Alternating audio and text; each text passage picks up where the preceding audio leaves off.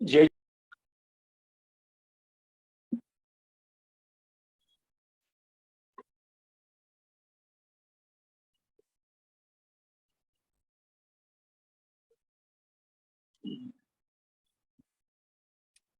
जिनवाणी विराजमान कर रहे हैं। साद्वादलय षट द्रव्य गुण पर्याय और प्रमाण का, जड़ कर्म चेतन बंध का, हरु कर्म के अवसान का, कह कर स्वरूप यथार्थ जग का जो किया उपकार है, उसके लिए जिन वाणी माँ को वंदना शत बार है, उसके लिए जिन वाणी माँ को वंदना शत बार है। षटखंडांग ग्रंथ का, षटखंडांग ग्रंथ को वंदु बारंबार, बंद प्रक्रिया नाश कर हो जाऊ भव पार। षटखंडांग ग्रंथ का नित्य करू स्वाध्याय, कर्म बंध के नाश का यही श्रेष्ठ उपाय, कर्म बंध के नाश का यही श्रेष्ठ उपाय। मुग्धा जी। हाँ। जय मंगल भूदानम विमलानम नानदंसनमयानम, तैलोक से हराणम नमो सया सव सिद्धाणम। जय उधर सेन नागो जय नमः कम्म पयडि पाहुड सेलो, बुद्धि सिरेणु धरियो समप्पियो पुप्पयन्तस्स। सतरि सहस धवलो जय धवलो सट्टि सहस बोधवो, मां बंधम चालीसम सिद्धंतयम अहम वंदे। अरहंत भासियतम गणहर देवे गंतियम सम्मम, प्रणमामि भक्ति जुतो सुदनाण महो वही सिरसान। पयाणी सुबारह कोड़ि सैन, सुलख तिरासी अज्योति बरेण, सहस 58 पंचवियाणी, सयापण मामी जिणिंदवाणी। द्वादशांग जिनवाणी के 112 करोड़ 83,58,005 पदों को मैं हाथ जोड़कर नमस्कार करता हूँ। तीर्थंकर उद्दृश्यताय नमो नमः, रत्नत्रय धारक आचार्य उपाध्याय साधु परमेष्ठिभ्यो नमो नमः। आज तारीख 5 है। 5वें सुमतिनाथ भगवान, जिनके सबसे अधिक गणधर थे, गणधरों की संख्या 116 थी। सबसे कम तीर्थंकर गणधर भगवान पार्श्वनाथ के 10 थे, और 24 तीर्थंकरों में सबसे अधिक गणधर 5वें सुमतिनाथ भगवान के 116 थे। आज की 5 तारीख को उनको नमस्कार करके धौला पुस्तक 7 में हमारा जो बंधक की प्ररूपणा चल रही है, उसके अंदर आज हमें एक जीव के स्वामित्व का योग मार्गणा का विषय प्रारंभ करना है। गति इंद्रिय काय 3 का हो चुका, चौथी मार्गणा का नाम है योग मार्गणा। हमें पता है सतरूपणा में कि जो कहते हैं कि योग मार्गणा से जीवों को मार्गणा में मर्गन करना, मतलब खोजना। तो क्या बताया था जयश्री जी कि मनोकाई योग जीव है, वचन काई योग है, काई योग जीव है, और अकाई भी जीव है। मतलब योग मार्गणा के हम लोग भेद करते थे।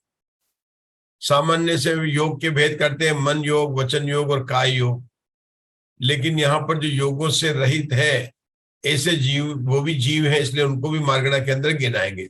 मार्गणा में क्या होता है कि सारे जीवों को लेना, चाहे वो संसारी हो चाहे मुक्त हो, और उसमें मार्गणा के भेद कर कर बताते हैं। तो ये योग मार्गणा से कितने गुणस्थान है और कहाँ तक गुणस्थान है योग मार्गणा के अनुसार? हमारे किरण भाई साहब 1 से 13 गुणस्थान होते हैं योग मार्गणा में। क्यों? क्योंकि 14 गुणस्थान का नाम है अयोग केवली। गुणस्थान कितने हुए? 13 गुणस्थान हुए। फिर से योग मार्गणा में कितने गुणस्थान होते हैं? तो 1 से 13 गुणस्थान। क्यों 14 गुणस्थान क्यों नहीं? गुणस्थान तो 14 होता है, लेकिन 14 गुण स्थान का नाम अयोग केवली। अयोग केवली है। तो सिद्ध भगवान को भी अयोग में लेंगे, उनके भी योग नहीं। अयोग में किसको लेंगे? 14 गुण स्थान के जीव और सिद्ध भगवान, ये सब किस में आएंगे? अयोग में आएंगे। और योग सहित जीव जो है वो 1 से 13 गुण स्थान में आएंगे। ये बात है। अब यहाँ पर तो मैं एक जीव की अपेक्षा से शामिल कि कौन बंधक है और कौन नहीं बंधक है। अपने को पता है क्या अयोगी भगवान 14 गुण स्थान में बंधक है? क्या बंधक है? किरण जी भाई साहब बताएंगे सर, 14 गुण स्थान में जीव बंधक है क्या? बंधक है? अबंधक है? क्यों? बंधक है। हाँ, दो ही, क्योंकि अपने कहा था कि सांप्रदायिक कर्म बंधक कहां तक होते हैं? 10वें गुण स्थान से, और 11वें गुण स्थान, 12वें गुण स्थान, 13वें गुण स्थान में कौन से बंधक होते हैं? इरियापत कर्म बंधक। इरियापत गंध होते, इरियापत। हाँ, और 14वें गुण स्थान और सिद्ध भगवान क्या है? अबंधक। मतलब ये हमें पता होना चाहिए। पहले से हमारी योग मार्गना चल रही है। अंजना जी भी ज्वाइन हो गए हैं। सब लोग वीडियो खोल लो आप लोग। संजय जी भी हैं, स्मिता जी हैं, राजेश भाई हैं। सब लोग आराम से वीडियो खोलकर बैठेंगे, आपको आनंद आएगा। पहले अपनों को तो पता चला ना योग मार्गना, अपन धवला जी का स्वाध्याय कर रहे हैं, तो आराम से खोलकर इसको बैठेंगे तो अपनों को समझ में आने ही वाला है। योग मार्गना में अमर बताएंगे, ये शिक्षा जी जैन बताए कितने गुण स्थान होते हैं योग मार्गना में? अभी अभी बताया था किरण जी भाई साहब ने, आप बताना चाहेंगे? शिक्षा जी जैन। अच्छा, संजय जी बता रहे, बताइए संजय जी कितने गुण स्थान होते हैं? संजय जी आपको अनम्यूट करना पड़ेगा। योग मार्गना में 13 गुण स्थान होते हैं। हाँ, नाम बताएंगे 1 से 13 गुण स्थान के पूरे नाम। मिथ्यात्व, सासाधन, मिश्र, अविरत, सम्यक्त्व, देशविरत, प्रमत्त संयत, अप्रमत्त संयत, अपूर्वकरण, अनिवृत्तिकरण, सूक्ष्म सांप्राय, उपशांत मोह, क्षीण मोह, संयोग केवली और अयोग केवली। अयोग केवली। हाँ, ये 14 गुण स्थान है। अच्छा, तो ये तुमने योग मार्गना बताया, लेकिन यहाँ पर जो हमारी बात चल रही है वो मार्गना के अनुसार चलती है। तो मार्गणाओं के 14 मार्गना के नाम जयश्री जी बताएंगे। 14 मार्गणाओं के नाम। गति इंद्रिय बोलिए, गति इंद्रिय बोलिए। हाँ, गति इंद्रिय, काय, योग, वेग, कसाय, ज्ञान, संयम, दर्शन, लेस्या, भव्यत्व, सम्यक्त्व, संज्ञा और आहार। हाँ, ये संजय जी ने भी गुणस्थान के नाम बताए थे। मुग्धा जी, अपन ने जो सत्वरूपणा में पढ़े थे ना, उस हिसाब से नाम बताएंगे, पूरे नाम बताएंगे आप जो अपन ने पढ़े थे। ये मिथ्या, हाँ, आपको अनम्यूट करना पड़ेगा, आप भी म्यूट हो रहे हैं। संजय जी अपन, हाँ, थोड़ा सा अंतर है। हम लोग जो है सत्वरूपणा जो पहली क्वेश्चन धवला, उसके आधार से सूत्र नंबर 9 से लेकर आगे बात आई है, यहाँ पर 24 तक सूत्र की बात आई है। तो उसके अंदर गुणस्थान के नाम किस तरह बताए हैं वो बताने का कोई प्रयास करेगा। तो अशोका जी हाथ उठाए, लेकिन अभी मुग्धा जी बता रहे हैं, बताओ। मिथ्यात्व, सासाधन सम्यक दृष्टि, सम्यक मिथ्या दृष्टि, असंयत सम्यक दृष्टि, संयता संयत या देश विरत, प्रमत्त संयत, अप्रमत्त संयत, अपूर्वकरण प्रविष्ट शुद्धि संयत, उपशामक या क्षपक, अनिवृत्ति, बादर सांख्य प्रविष्ट शुद्धि संयत, उपशामक या क्षपक, सूक्ष्म सांप्राय प्रविष्ट शुद्धि संयत, उपशामक या क्षपक, उपशांत कषाय, वितराक्षद्मस, क्षीण कषाय, वितराक्षद्मस, सयोग केवली जिन, अयोग केवली जिन। आपने संजय जी बताए थे, आपको बताने कहां पर अंतर है। पहले से 7 गुणस्थान के नाम तो वही है जो आपने बताए थे, उसमें तो कोई अंतर नहीं, मतलब मिथ्या तो लेकर प्रम। लेकिन जो 8वें, 9वें, 10वें गुणस्थान है ना, उनका नाम आचार्य जो है थोड़ा और बढ़ाकर बताते हैं। शॉर्ट में तो वही बोलते हैं, अपूर्व करण है, तो अपूर्व करण में क्या है कि वहां पर कौन सी काशा है? बादर सांप्राय है। फिर बोलेंगे अपूर्व करण प्रविष्ट शुद्धि संयत, उपशामक और शपक, क्योंकि ऊपर दोनों श्रेणी होती है, शपक श्रेणी भी होती है, आपको पता ही है कि श्रेणी 2 होती है, उपशम श्रेणी और शपक श्रेणी। तो जो अपूर्व करण में शपक श्रेणी में गुणस्थान आता है उसको बोलते हैं शपक, और उसको बोलते हैं उपशामक। यहाँ पर अपन उपशामक और शपक क्यों बोल रहे हैं? क्योंकि यहाँ पर जीव की बात करनी है। शपक भी जीव है, उपशामक भी जीव है। अपन मनोयोग नहीं बोलते, मनोयोगी बोलते हैं। अपन जब धवला का स्वाध्याय करते हैं, योग कितने प्रकार के होते हैं, तो मन योग, वचन योग, लेकिन यहाँ पर क्या बोलेंगे? मनोयोगी, वचन योगी, काय योगी। इसी तरह से जो जी शपक श्रेणी चढ़ते हैं आशयवन, उसका क्या नाम है? शपक। और जो उपशम श्रेणी चढ़ते हैं उनका क्या नाम है? उपशामक। तो अपूर्वकरण गुणस्थान के नाम क्या हो गया? अपूर्वकरण, उपशामक और शपक। इसके अलावा क्या जोड़ना उसके अंदर? शुद्धि प्रविष्ट, प्रविष्ट शुद्धि संयत, क्योंकि वो शुद्धि के अंदर विशेष प्रकार की शुद्धि है, तभी श्रेणी चढ़ा जाता है। और उसके आगे अपन बादर सांप्राय भी लगाते हैं, ठीक है ना। अपनी तो यहाँ पर आज योग मार्गना शुरू हो रही है। किरण जी भाई, तो आपको सूत्र से प्रारंभ करना है, यहाँ पर योग मार्गना का प्रारंभ करते हैं। आप निकाल सकते हैं।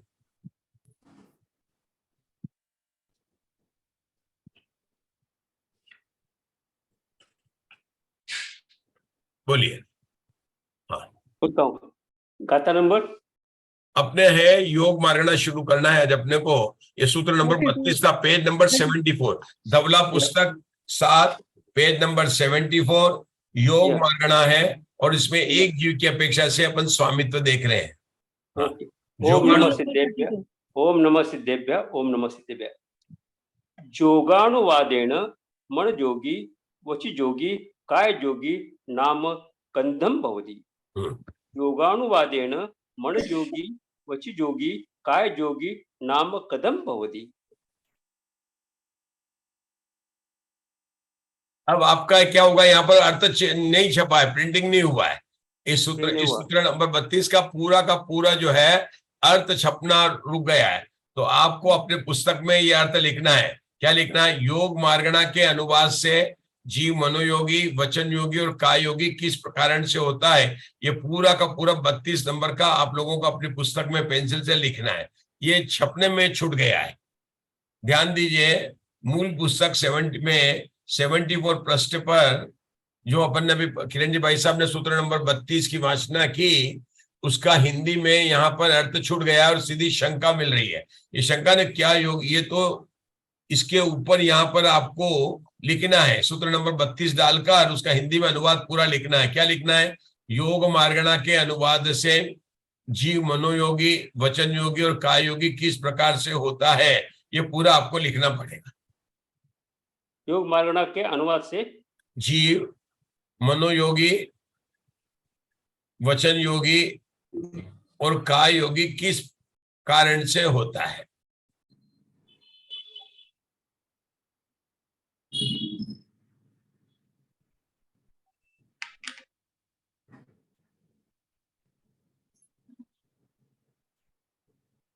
ठीक है, मुग्धा जी छूट गया था ना अपना, तो अपन ने उसको करेक्शन कर लिया, ठीक है ना।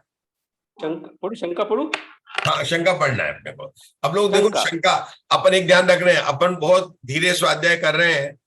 अब ये शंका जो है ना, ये प्रश्न का उत्तर नहीं है, ये प्रश्न का ही टीका है। प्रश्न में तो पूछा था कि मनोयोगी, वचन योगी, काय योगी किस कारण से होते हैं, उसका उत्तर तो 33 सूत्रों में आगे देंगे। लेकिन 7वीं पुस्तक की बहुत ही विचित्रता है कि यहाँ पर प्रश्न भी है, उत्तर भी है, प्रश्न के ऊपर भी टीका लिखी है। मैंने आपको बताया था जैसे एग्जाम में प्रश्न आए तो उत्तर ही देते हैं, प्रश्न के ऊपर टीका नहीं लिखते हैं। कृति आपने कभी लिखा है क्या? ये आप पूछेंगे कि सम्यक दर्शन की उत्पत्ति के कारण बताइए, मतलब नरक गति में सम्यक दर्शन की उत्पत्ति के कारण। हाँ, तो मान लो इस प्रश्न की टीका कैसे लिखेंगे? देखो, सम्यक दर्शन की उत्पत्ति के कारण नरक में क्या बताए?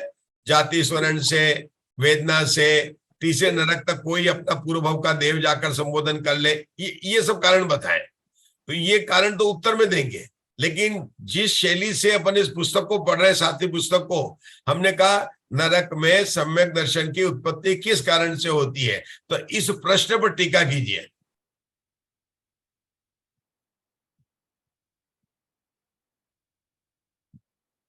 सम्यक दृष्टि तो मरकर नरक ही नहीं जाता है। हमारे मनुष्य भव की सार्थकता तो सम्यक दर्शन प्राप्त करने में ही है। आप क्यों ये पूछ रहे हैं कि सम्यक दर्शन में नरक में किस कारण से नमक होता है? हमें तो वर्तमान में ही अपना कल्याण करना है, इसलिए आपको ऐसा प्रश्न नहीं पूछना चाहिए। और आप हमें नरक में क्यों भेज रहे हैं? मतलब प्रीति जी आपसे पूछे कि नरक में सम्यक दर्शन की उत्पत्ति किस कारण से होती है, तो आपको उत्तर क्या होगा कि हमें तो आप नरक क्यों भेज रहे हैं, हमारे को तो इसी भाव में जो है सम्यक दर्शन प्राप्त करना है। और हमने छड़ाला में पढ़ा है कि प्रथम के सम्यक दर्शन प्राप्त होने के बाद तो नरक में जाते नहीं है, पहले नरक को छोड़कर नहीं जाते हैं। और आप हमें प्रश्न पूछ रहे, ऐसा प्रश्न नहीं पूछना। प्रश्न के ऊपर ही टीका लिखी गई है। अब यहाँ पर योगन मार्गणा के प्रश्न ना, आप देखना, आप गिनना, सब लोग शांति से पढ़ेंगे। किरण जी भाई साहब, पढ़ने से ज्यादा समझने वाले को ज्यादा महत्वपूर्णता है, पुण्य का अर्जन होगा, ठीक है ना। पढ़ने, हाँ, किरण जी भाई साहब पढ़ेंगे और आपको गिनना है कितने प्रश्न है और कैसे आए। आप लोग सब आनंद लीजिए, है ना। किरण जी भाई साहब पढ़िए आराम से, धीरे से। शंका, योग क्या औतिक भाव है क्या क्षायोक्षमिक भाव है, क्या पारणामिक भाव है? योग क्या औदैहिक भाव है, क्या क्षायोक्षमिक भाव है, क्या पारणामिक भाव है? क्या क्षायिक है, क्या औपशमिक है? एक क्वेश्चन पूछा, 1 नंबर क्वेश्चन। योग क्षायिक तो नहीं हो सकता, क्योंकि संसारिक योग के सर्व कर्मों के उदय सहित वर्तमान रहते हुए योग के अभाव का प्रसंग आता है। योग क्षायिक तो हो नहीं सकता, क्योंकि संसारिक योग के सर्व कर्मों के उदय सहित वर्तमान रहते हुए योग के अभाव का प्रसंग आता है, तथा सर्व कर्मोदय से रहित सिद्धों को योग के अस्तित्व का प्रसंग आता है। योग पारणामिक भी नहीं हो सकता, क्योंकि ऐसा मानने पर क्षायिक मानने से उत्पन्न होने वाले समस्त दोषों का प्रसंग आता है। योग औपशमिक भी नहीं है, क्योंकि औपशमिक भाव से रहित मिथ्या दृष्टि गुणस्थान से योग के अभाव का प्रसंग आता है। योग घाती कर्म के उदय से उत्पन्न भी नहीं है, क्योंकि संयोग केवली घाती कर्म का उदय क्षीण होने पर योग के अभाव का प्रसंग आता है। अघाती कर्म के उदय से उत्पन्न भी नहीं है, क्योंकि वैसा मानने से अयोग केवली में भी योग के सत्व प्रसंग आता है। योग घाती कर्म के क्षोभ से भी उत्पन्न भी नहीं है, क्योंकि इससे भी संयोग केवली में तथा अयोगी में क्षायोक्षम के नियम के अभाव का प्रसंग आता है। योग अघाती कर्मों के क्षोभ से उत्पन्न भी नहीं है, क्योंकि अघाती कर्मों में सर्वघाती और देशघाती दोनों प्रकार के स्पर्शों का अभाव होने से क्षोभ का भी अभाव है। यह सब विकल्प मन में विचार कर पूछा गया है कि जीव मनोयोगी, वचन योगी और काय योगी किस कारण से होता है। बहुत बढ़िया। आपने देखा है आप लोग सब किस तरह से प्रश्न कितना पूछा गया था कि मनोयोगी, वचन योगी और काय योगी किस कारण से होती। योग मार्गणा है, पहली बात चल रही मन योग वचन योग कार्य है। आचार्य ने इस प्रश्न पर कितने प्रश्न बनाए और क्यों बनाए? उन्होंने सारे के सारे पहले 5 प्रश्न तो 5 भावों को लेकर बनाए। किसको बनाए? 5 लाके 5 प्रश्न बचे, 5 भाव थे, 5 प्रश्न की। तो उन्होंने पूछा कि भाई योग में कौन सा भाव जो योगी जीव होते हैं, मनोयोगी, वचन योगी, काय योगी होते हैं, उनके क्या औपशमिक भाव होता है, क्या शायिक भाव होता है, क्या शायवशमिक भाव होता है, क्या औदैहिक भाव होता है और क्या पारिणामिक भाव। मतलब ये 5 प्रश्न बनाए। फिर क्या किया, उन प्रश्नों का स्वयं रूल आउट कर दिया कि ऐसा क्यों नहीं हो सकता है, होगा तो क्या होगा, है ना। फिर क्या किया उन्होंने, 5 के 2 प्रश्न बनाए। क्या घाती कर्म के अभाव से होता है, क्या अघाती कर्म के अभाव से होता है। फिर उन्होंने उन दोनों में 7 प्रश्न में 2 और मिला दे, तो उन्होंने शैवशम को भी जोड़ दिया, क्योंकि घाती कर्म की जो देश घाती प्रकृतियां उनमें शैवशम होता है, बाकी में शैवशम नहीं होता, ये हमको जानते हैं। तो इस प्रकार से यहाँ पर प्रश्न बनाकर हमें ये प्रमेय बताया कि ये जो मनोयोगी, वचन योगी, काय योगी किस कारण से होता है। उत्तर तो आगे देंगे, हम उत्तर देके फिर प्रश्न को चिन्ह करेंगे। चलो पढ़ी प्रश्न 33 नंबर। हाँ। खवो समियाये लद्दीए सो समियाये लद्दीए। क्षायोक्षमिक शब्द से जीव मनोयोगी, वचन योगी और काय योगी होता है। क्षायोक्षमिक लब्धि से जीव मनोयोगी, वचन योगी और काय योगी से होता है। जवाब दिया उसने। शंका, जीव प्रदूषण के संकेत और विकोच रूप परिस्पंदन को योग कहते हैं। जीव प्रदूषण के संकोच और विकोच रूप परिस्पंदन को योग कहते हैं। यह परिस्पंदन कर्मों के उदय से उत्पन्न होता है, क्योंकि कर्मोदय से रहित सिद्धों के वह नहीं पाया जाता। अयोग केवली में योग का अभाव होने से योग औदैहिक नहीं है, ये कल्पना उचित नहीं है, क्योंकि अयोग केवली के शरीर नाम कर्म का उदय अभाव हो, शरीर नाम कर्म के उदय का अभाव होता है। शरीर नाम कर्म के उदय से उत्पन्न होने वाला योग उसके बिना होता नहीं, क्योंकि वैसा मानने में अति प्रसंग दोष आता है। इस प्रकार औदैहिक योग को क्षायोक्षमिक योग कहा जाता है। ये फिर वापिस शंका पढ़ ली उन्होंने बोला कि शैवशमिक बोला है, इस प्रकार औदैहिक योगों की शैवशमिक संख्या क्यों है। ठीक है ना, नाम कर्म तो देने वाला योग उसके बिना होता नहीं है, क्योंकि वैसा नहीं कहा गया। मतलब क्या बता रहे, देखो इसमें शंका में पहले शंका ही समझने में मुश्किल पड़ जाती है। शरीर है तो योग होना ही चाहिए, शरीर है तो योग होना ही चाहिए। हाँ, पहले तो योग की परिभाषा दी। क्या दी उन्होंने? योग की परिभाषा दी। क्या दिया उन्होंने? आत्मा के प्रदेश में परिस्पंदन होना, चंचलता, उसको योग कहते हैं। बोलते काय वांग मन कर्म योग, अपना सूत्र याद है, मन वचन काय की चंचलता, जो आत्मा के प्रदेशों में जो परिस्पंदन होता है, ठीक है ना। क्योंकि आत्मा के प्रदेशों में परिस्पंदन में कौन निमित्त होता है? मन वचन काय। इसलिए उमा स्वामी आचार्य ने तत्वार्थ में क्या कहा? काय वांग मन कर्म योग, ये आचार्य उमा स्वामी ने वहां पर कहा है। साधारण परिभाषा के आत्मा के प्रदेशों का परिस्पंदन होना। अब ये परिस्पंदन होना, ये स्वभाव भाव है कि विभाव भाव है? प्रीति जी बताएंगे। अपने योग का जो था ना, अपन कैसे, देखो दो भाव होते हैं, ये क्रोधादि भाव विभाव भाव है ना, क्रोधादि भाव विभाव है।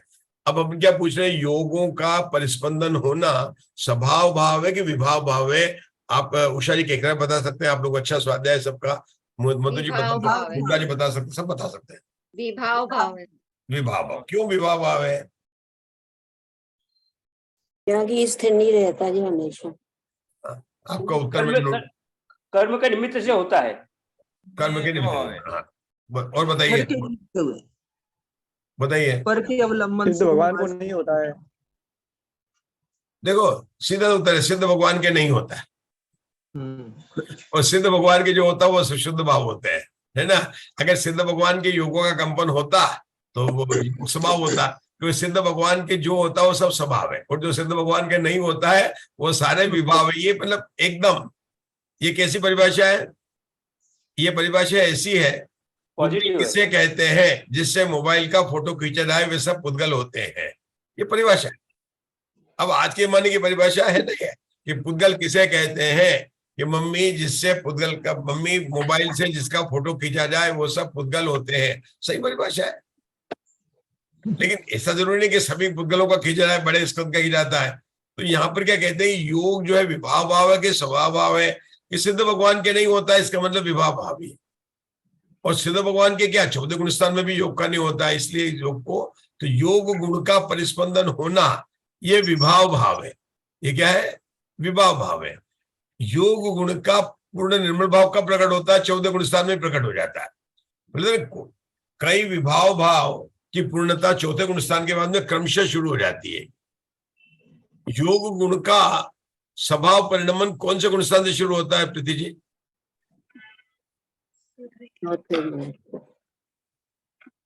स्वभाव परिणमन। देखो कंपन करना विभाव परिणमन है ना। हमने बोला अच्छा 14 गुण स्थान में अयोग केवली है, उनके पूर्ण योग गुण का परिणमन हो गया। अब जैसे सम्यक दर्शन, हाँ बताइए संजय जी बता रहे, बताइए संजय जी, बताइए, आपने हाथ खड़ा किया, हाँ बताइए संजय जी, अनम्यूट करके बताइए, अच्छा लगता है, मतलब आप लोग बताइए। चौथे गुण से शुरू होता है, चौथे गुण स्थान से शुरू हो जाएगा। बहुत बढ़िया, है ना। ये बात कहां पर आई है? समय सार में ये बात कहां पर आई है?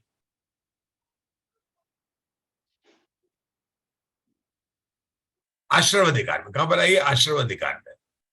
आश्रव अधिकार में 3-4 गाथा के बाद में आप भावार्थ में देखेंगे, भावार्थ में देखेंगे जो जयचंद जी छाबड़ा लिखे ना, वहां पर लिखा उन्होंने कि क्या हुआ कि 41 प्रकृतियों का जो बंध रुक गया, उस प्रमाण में योग गुण के शुद्ध परिणमन लेना पड़ेगा। मतलब जैसे जैसे अपन कहते हैं ना, पहले गुण स्थान में 16 प्रकृति की बंध विच्युति हुई, दूसरे गुण स्थान में 25 प्रकृति की च्युति हुई, तीसरे गुण स्थान में एक भी प्रकृति की बंध विच्युति नहीं हुई है, तो चौथे गुण स्थान में जाकर 41 प्रकृति की बंध विच्युति हुई है।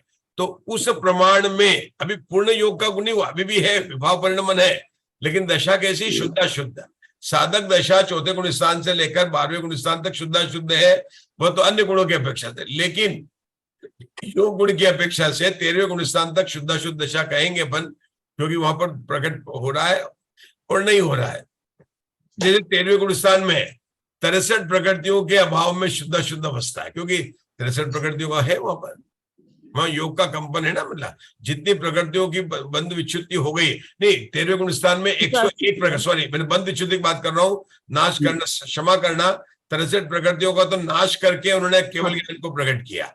लेकिन 13वें गुण स्थान में बंध कितनी प्रकृति का रुक गया कि 119 प्रकृति का बंध रुक गया। कुल बंध योग प्रकृतियां होती है 120, है ना, ध्यान देना, मैंने बोल है ना, उसके 120 प्रकृतियां होती है। 13वें गुण स्थान में केवल साता वेदनी का बंद हो रहा और किसी का भी बंध नहीं हो रहा है।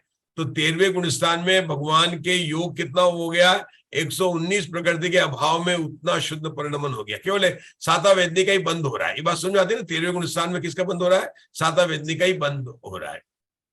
तो योग गुण को लेकर यहाँ पर जो बात बताई, सबसे पहले बताई कि योग किसे कहते हैं, क्यों कारण बताया। अभी बता रहे हैं कि औदायिक भाव, अपने कहा था औदायिक भाव 14 गुण स्थान तक होता, कहां तक होता, वहां पर असिद्धत्व नाम का औदायिक भाव 14 गुण स्थान में भी है। दूसरा क्या है कि आत्मा के प्रदेशों में कंपाइनमेंट क्यों होता है, तो जब हम कर्मकांड वगैरह में परिभाषा देखते हैं तो शरीर नाम कर्म के उदय से जीव जो है ये आश्रय जो है इसके योगों में कंपन होता है और कर्माश्रय होता है। किसके, शरीर नाम कर्म के उदय से। क्या कहा उन्होंने, शरीर नाम कर्म के उदय से। तो जब तक शरीर नाम कर्म का उदय है तब तक योग मानना पड़ेगा। और योग लिया है ये परिबंधन कर्मों के उदय से उत्पन्न होता है। हाँ, कर्मों के उदय से उत्पन्न होता है, क्योंकि उदय से ये मानना पड़ेगा ना आपको, क्योंकि कर्मों के उदय से औदायिक भाव होता है। और ये बोलता है कि कर्मों का उदय, कौन सा उदय, शरीर नाम कर्म के उदय लेना पड़ेगा। किसको लेगा, शरीर नाम कर्म के उदय से आत्मा के प्रदेशों में कंपाइनमेंट होता है। क्या मुग्धा जी स्पष्ट नहीं हो रहा है कि आपको, मुझे ऐसा लग रहा है बिल्कुल अच्छा हो रहा है। हाँ बिल्कुल स्पष्ट चल रहा है, अपनी बात चल रही है। शरीर नाम कर्म के उदय से ही कंपाइनमेंट होगा। तो जब तक शरीर नाम कर्म का उदय तब तक आपको औदायिक भाव करना चाहिए। कर्मों के, अपने क्या कहा था, कर्म के उदय से औदायिक भाव होता है, कर्म के क्षय से शायिक भाव होता है, कर्म के उपशम से उपशमी भाव होता है, कर्म के शैवशम से शैवशमी भाव होता है। तो शंकाकार ये भी पूछता है कि आपको तो कर्म औदायिक भाव होना चाहिए। क्यों पूछा, उत्तर क्या दिया था, प्रश्न क्या पूछा था, योग मार्गणा के अनुसार मनोयोग, वचन योग, काय योग किस कारण से होता है। उत्तर क्या दिया था किरण जी भाई साहब, शैव शमिक लब्धि के कारण होता है, शैव शमिक लब्धि के कारण होता है। और ये बात को लेकर शंकाकार की शंका हो गई है कि आपको तो औदायिक भाव कहना चाहिए, क्योंकि औदायिक भाव कर्मों के उदय से होता है तो औदायिक भाव कहना चाहिए। हमारी परिभाषा जैसे मिथ्यात्व कर्म के उदय से पहले के स्थान में औदायिक भाव होता है, अपने नाम ही बनाया था, उदय के बनाया था। तो जहां जहां पर विशेषता उसको बता रहे। तो देखो यहाँ पर कितना सुंदर उन्होंने यहाँ पर चर्चा दे दी। क्या दे दिया, देखिए अभी उन्होंने प्रश्न पूछा, इस प्रकार औदायिक योग को शैव शमिक क्यों कहा जा रहा है। देखो ये अंत में शंका का क्या अंत हुआ, उषा जी ध्यान दीजिए, क्या जी, औदायिक योग की शैव शमिक क्यों कहा जाता है, ये मैंने पूछा गया। क्यों कहा कि शरीर नाम कर्म के उदय से योग कंपन होता है, तो उदय से औदायिक भाव होना चाहिए। तो आप ये लिखा यहाँ पर, अयोग केवल के शरीर नाम कर्म का उदय का अभाव होता है। शरीर नाम कर्म के उदय से उत्पन्न होने वाला योग उसके बिना होता नहीं है। शरीर नाम कर्म के उदय से उत्पन्न होना योग किसे होता है, शरीर नाम कर्म के बिना होता है, क्योंकि वैसा मानने में अति प्रसंग का दोष आता है, आगे भी जाएगा। तो ये बात बताने के लिए अभी बताया उन्होंने समाधान पढ़िए किरण जी भाई साहब।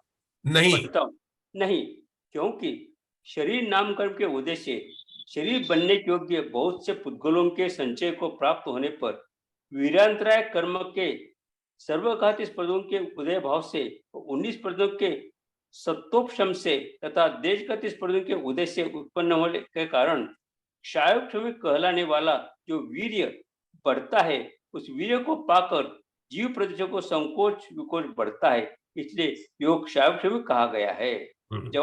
उसका जवाब दिया उन्होंने। देखो अपन ने तत्वार्थ सूत्र में 18 प्रकार के शैवशमिक भाव पढ़े थे, आपको 18 प्रकार के शैवशमिक भाव पढ़े थे, 21 प्रकार के औदायिक भाव पढ़े थे। ये जो यहाँ पर जो प्ररूपणा चल रही है ये 3 बिंदुओं को लेकर चल रही है। एक चल रही कौन सा नय, जिसमें कहते समविरूढ़ नय है कि एवंभूत नय है। दूसरा है भूतपूर्ण नय की कल बात की थी। दूसरा निक्षेप बोलते थे, द्रव्य नो आगम भाव निक्षेप की अपेक्षा चलती है। और तीसरा चलता है 5 भावों की अपेक्षा चल रही है। अपन बंधक जब सात्विक पुस्तक देख रहे हैं ना, तो 3 बिंदुओं को लोककर आचार्य ने शुरू किया था, याद है अशबेन, गति मार्गणा से शुरू किया था अपन ने। तो नरक में जीव नारकी किससे होता है, तो वहां पर उन्होंने नेगम आदि सब नयों की बात ले ली थी और बोला था उन्होंने कि समविरूढ़ एवं भूत नई से नारकी होता, मैंने नई की बात ली थी उन्होंने। किसके लिए थी अशोका, याद आया आपको, अपन ने एवं भूत नई से लेकर बात की थी। फिर उन्होंने किसका लिया था, निक्षेप को लेकर बात की थी। फिर किसकी लिए थी, उन्होंने भावों को लेकर बात की थी। अब यहाँ पर उन्होंने वापस भावों को लेकर बात करना प्रारंभ कर दी है ना। तो भावों को लेकर बात की, तो कौन से भाव लिए उन्होंने, वीर्यांतर कर्म की। कोई आत्मा के प्रदेश में जो योग हो रहा ना, कंपन हो रहा, तो उसको वीर्य होना चाहिए। ऐसा है एक महाबंध की प्रस्तावना में एक उदाहरण आया है कि जैसे योग होता है ना, योग आपके अभी वर्तमान में हमारे सभी प्रदेशों का कंपन हो रहा है, क्योंकि अपनी जो अवस्था है उसमें सभी प्रदेशों में कंपाइनमेंट हो रहा है। लेकिन ये योग सभी प्रदेशों में समान नहीं होता राजेश भैया। जैसे अभी आप अभी बैठे हुए ना आपके, तो नीचे जो बैठे हुए वहां पर के प्रदेशों का योग का कंपाइनमेंट अलग है। ऊपर जो आप जो सिर हिला रहे, गर्दन हिला रहे, पैर तो नहीं हिल रहे ना आपके, तो आपके आत्मा में जो लोक प्रमाण असंख्यात प्रदेश है, सब में कंपाइनमेंट है, ये बात तो सही है, लेकिन सब में कंपाइनमेंट समान नहीं है। फिर से हमारे कितने प्रदेश है? लोक प्रमाण असंख्यात प्रदेश है। हमारे अभी मनोचन काय के तीनों चंचलता योग है, ये तो हम आगे ही चलेंगे, चल रहा है अपना। लेकिन सभी प्रदेशों में योग समान नहीं है। लेकिन एक प्रदेश में जितना योग है वो केवल एक में नहीं है, कई प्रदेशों में हो सकता है। तो ये जैसे अपन अनुभाग में देखा था ना कि जैसे 100 अनुभाग वाला कई परमाणु हो सकते हैं, 101 अनुभाग वाले कई परमाणु हो सकते हैं, और उन सब परमाणु को मिला के वर्गणा कहेंगे। 100 अनुभाग वाली वर्गणा, 101 अनुभाग वाली वर्गणा, 102 वाली अनुभाग वर्गणा। इसी तरह से योगों में भी जो शक्ति के अनुभाग है, कौन सी शक्ति लगाना, आत्मा के प्रदेशों में जो कंपाइनमेंट हो रहे हैं, वह जहां पर कम कंपाइनमेंट है उनकी शक्ति कम है, जहां पर अधिक है वहां पर अधिक है। उसका उदाहरण क्या दिया, आपने एक बाल्टी ली और उसमें पानी भरा, तो एक हाथ से बाल्टी को उठाया। ये उदाहरण प्रस्तावना में पड़ा, महाबंध की प्रस्ताव वही दे रहा हूं मैं, अपना जो अपन वही देंगे जो शास्त्र में आया। तो प्रस्तावना में लिखा हो, मूल सूत्र नहीं बात करो, प्रस्तावना, महाबंध पुस्तक 1 की प्रस्तावना में।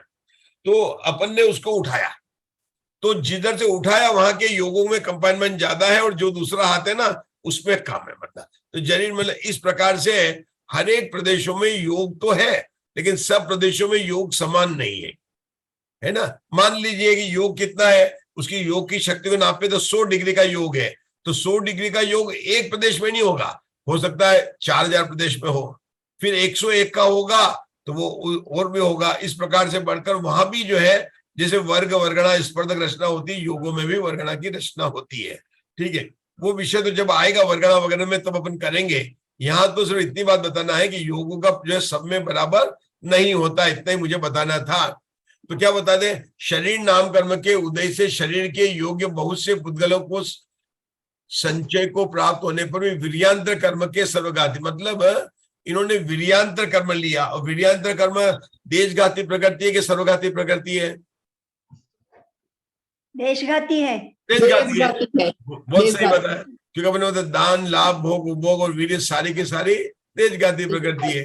तो देशघाती प्रकृति में दोनों प्रकार के स्पर्धक पाए जाएंगे, देशघाती पाए जाएंगे और सर्वघाती पाए जाएंगे।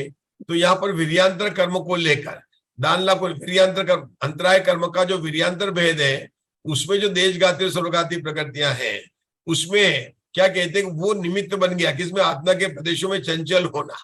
ठीक है ना, ताकत की बात है वीर्यांतर कर्म का। तो वहां पर 3 बोल कैसे कर जाएंगे, देशघाती प्रकृति का उदय, सर्वघाती प्रकृतियों का जो वर्तमान में उदय में आने वाले उनका उदयाभावी क्षय, और भविष्य में आने वाले प्रकृतियों का सद अवस्था रूप उपक्षय। तीन बोल बनते थे। यहाँ पर किसी बनेंगे वीर्यांतर कर्म में लगाना, कहां पर लगाना, वीर्यांतर कर्म। बताएंगे संजय जी, आप 3 बोल लगाएंगे। शैव शिव की परिभाषा के 3 बोल बनते कैसे होते हैं, जो देशघाती स्पर्धक है उनका तो उदय पहला बोल, जो सर्वघाती स्पर्धक है वीर्यांतर कर्म के जो सर्वघाती स्पर्धक है उसमें वर्तमान में उदय में आने योग्य स्पर्धकों का उदयाभावी क्षय, वही हुआ उदय का अभाव, वही हुआ उदयाभावी क्षय। ये दूसरा बोल हो गया।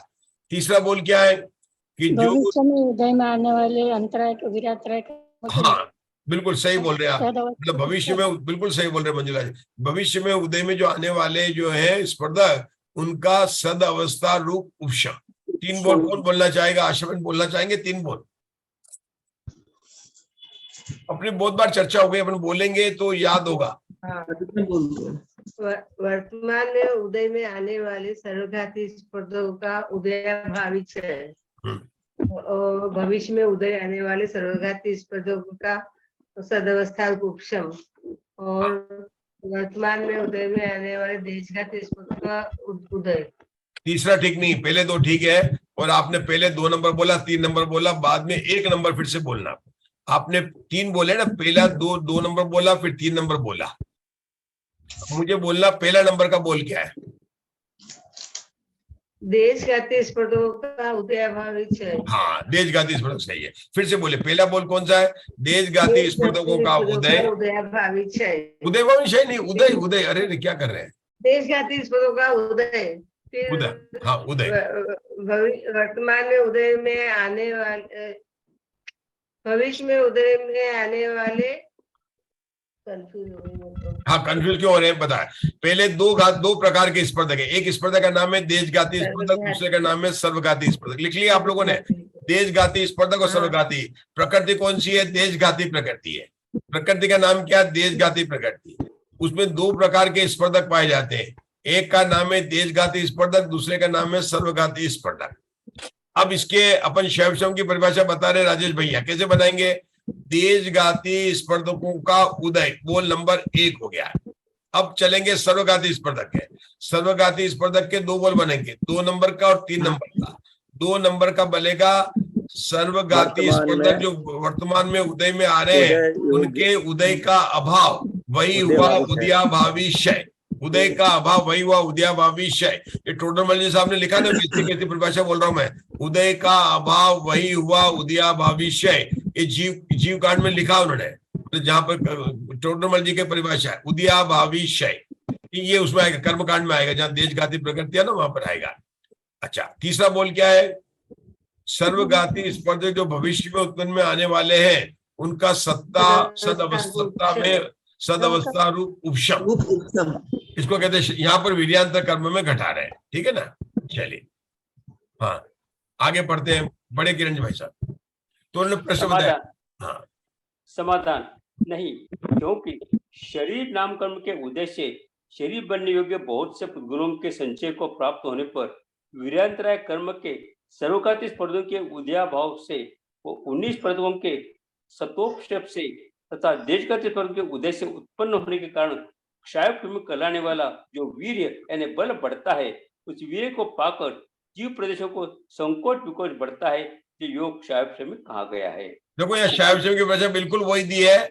इन्होंने जो अपना 1 नंबर का बॉल है वो 3 नंबर पर लिया है, 2 नंबर का बॉल 1 पर लिया है, 3 नंबर का बॉल 2 पर लिया। बॉल बिल्कुल वो के वही लिखी। अगर आप ध्यान से देखो तो यहाँ पर आपको आज पक्का करने का बहुत सरल भाषा में जो शैवशम की परिभाषा कई जगह आती है ना, तो प्रकृति की संख्या बढ़ जाती है। यहाँ तो कह वीर्यांतर ही है। जब हम संजरण बोलेंगे तो वहां पर सब लेना पड़ेगा, किसका उपशम किसका अनुपशम बहुत लेना पड़ता है। लेकिन यहाँ पर वीर्यांतर कर्म के तीनों बोल बहुत स्पष्ट है। अंतर क्या है कि जिसको अपन 1 नंबर कहते हैं यहाँ पर 3 नंबर का है, जिसको अपन 2 नंबर कहते हैं वो 2 नंबर 1 नंबर पर है, जिसको अपन 3 नंबर कहते हैं उसको यहाँ पर 2 नंबर पर है। बस इतना ही अंतर है, ठीक है? तो परिभाषा बहुत सुंदर परिभाषा यहाँ पर आई है। चलिए आगे चलते हैं। शंका, वीर्यांतराय के क्षयोपशम से उत्पन्न हुए बल की वृद्धि होने से वृद्धि हानि से वृद्धि और जीव प्रदेशों के परिस्पंदन की वृद्धि और हानि होती है, तो अंतराय कर्म क्षीण होने पर सिद्ध जीवों में योग की बहुलता का प्रसंग आता है। शंका वापस उन्होंने पूछी, वीर्यांतराय के क्षयोपशम से उत्पन्न हुए बल की वृद्धि हानि से यदि परिस्पंदन वृद्धि और हानि होती है, तो अंतराय कर्म के क्षीण होने पर सिद्ध जीवों में योग की बहुलता का प्रसंग आता है।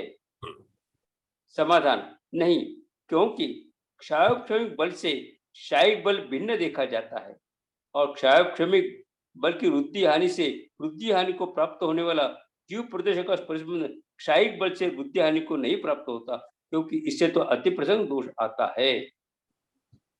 क्या किया उसने? अपन ने कहा वीर्यांतर कर्म से प्रदेशों का शैवशम में वृद्धि और हानि होती है। मतलब जिसकी ताकत ज्यादा तो वो ज्यादा बाल्टी उठाएगा तो उसकी ज्यादा क्या प्रदेशों में कंपन होगा। तो बोलता कि तो सिद्ध भगवान की बहुत जोरदार, उनकी तो बहुत ताकत है, उनके तो पूरा वीर्यांतर जो ना पूरा का पूरा लग गया, शायिक भाव है उनका, तो वीर्य बहुत है। तो क्या नहीं वैसा नहीं होगा, क्योंकि वहां शायिक भाव है और यहाँ शैवशमिक भाव है। यहाँ पर कौन सा भाव चल रहा है? जो चल रहा है ना वीर्यांतर कर्म का शैवशमिक कहा चलता है 12वें गुणस्थान तक लेना है। यहाँ पर 13वें को थोड़ा सा गौण रखा है, तो यहाँ पर जो बताने के लिए बताया उन्होंने ना, क्योंकि फिर 13वें की बात करेंगे, उपचार से जो भी लेंगे बात करेंगे, लेकिन वो अभी शंकाकार जो है शायिक में और शैवशमिक भाव दोनों में समानता बात करके बात कर रहा है। आगे चलिए, नहीं आगे चलिए, ये हो नहीं, गया शंका। फिर शंका शंका यदि योग समाधान। वीर्यांतरा यदि योग वीर्यांतरा कर्म के शब्द से उत्पन्न होता है तो संयोग केवली के योग के अभाव का प्रसंग आता है। हाँ, ये मैंने अभी कहा था ना कि सहयोग के लिए अलग से बात करेंगे, मतलब बिल्कुल वास्तव मैंने पढ़ा नहीं था, लेकिन क्योंकि अपन कह रहे हैं ना ये शायद शब्द भाव 12 गुण स्थान में घटित होगा। जब जब तो वो तो शंकाकार छोड़ने वाला थोड़ी नहीं है, शंकाकार वीरसेन आचार्य को पूछ के छोड़ेगा ही छोड़ेगा। अच्छा, तो फिर आप तो 14 गुण स्थान की तो बात बने, 13वें गुण स्थान में तो वो क्या कहेंगे, शायिक भाव है वहां पर, तो वहां तो शायद शमी भाव नहीं है, तो 13वें गुण स्थान में क्या देते हैं, अपन यहीं से शंका पढ़ते हैं। बहुत सुंदर प्रकरण। बोलिए। समाधान नहीं आता क्योंकि योग में क्षायब शमी भाव तो उपचार से माना गया है। असल में तो योग औदैहिक भाव ही है और औदैहिक योग का सहयोग केवल में अभाव मानने से विरोध आता है। हाँ, देखो दोनों बात बोली है। असल में तो असल में तो क्योंकि योग में शायब शमी भाव तो उपचार से माना गया, असल में तो योग औदायिक भाव ही है। देखो कितना क्लियर बात बता रही है। असल में योग जो कर्म का उद्देश्य योग ही है, लेकिन उपचार से उसको बनाया। क्यों बनाया? क्योंकि सारा योग में निमित्त चल रहा है, योग विभाव गुण है, योग जीव का विभाव गुण है ना, तो वही उपचार हो गया। क्यों कह रहे हैं कि कंपन होना जीव का स्वभाव नहीं है, तो कंपन होना स्वभाव नहीं का, तो वही इस उपचार की बात हो गई। जैसे क्रोध जीव का स्वभाव नहीं है, तो क्या, क्योंकि त्रिकाली भगवान आत्मा में क्षमा स्वभावी है, ऐसे ही मेरी आत्मा में योग कौन सा है, अकंपन स्वभावी है, अकंपन स्वभावी योग है मेरा आत्मा का स्वभाव। तो उन्होंने उपचार से क्यों कहा कि वीर्यांतर कर्म को लेकर कहा, और वास्तव में योग को क्या बताया उन्हें, औदायिक भाव ही बोलाया। क्योंकि कौन से औदायिक भाव, क्यों, शरीर नाम कर्म के उदय से आत्मा के प्रदेशों में कंपन होता है, इसलिए औदायिक भाव है। लेकिन यहाँ पर वीर्यांतर कर्म की अपेक्षा घटाकर उसको शायब शमी भाव गठित किया है। वह योग 3 प्रकार का है, मनोयोग, वचन योग का और काय योग। मनोवर्गणा से विपन्न हुए द्रव्य मन के अवलंबन करके जीव का संकोच विकोच होता है, वह मनोयोग है।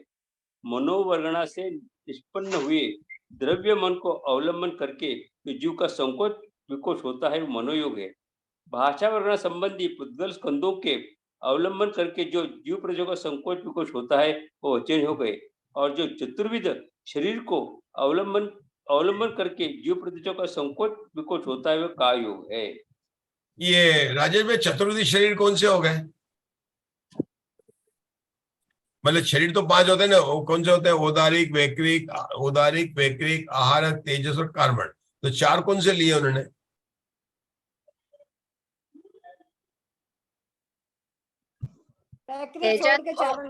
तेजस को छोड़ा है। तेजस को छोड़ा नहीं, कौन से किसे छोड़ा मधु जी? 4 लेने हैं। तेजस और कार्बन तो हमेशा होता है, अनादि संबंध, उनको तो छोड़ ही नहीं सकते है ना, सत्या जी होता है। हाँ, 4 गति के जीव।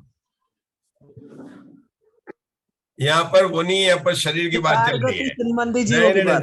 चतुर्विध, हाँ, या 4 गति में जो शरीर, मतलब जो 4 गति में शरीर मिलता है उसकी बात कर रहे हैं। क्योंकि जो नारकी है उनके भी योग है, देवगति के भी योग है, मनुष्य के भी योग है, और तिरंज के भी योग है। चतुर् मतलब शरीर 4 प्रकार के शरीर है, शरीर नाम कर्म के उदय से, है ना, शरीर नाम कर्म के उदय से, उसको लिया है। शरीर की बात है यहाँ पर। हाँ, शरीर की बात है ना ये।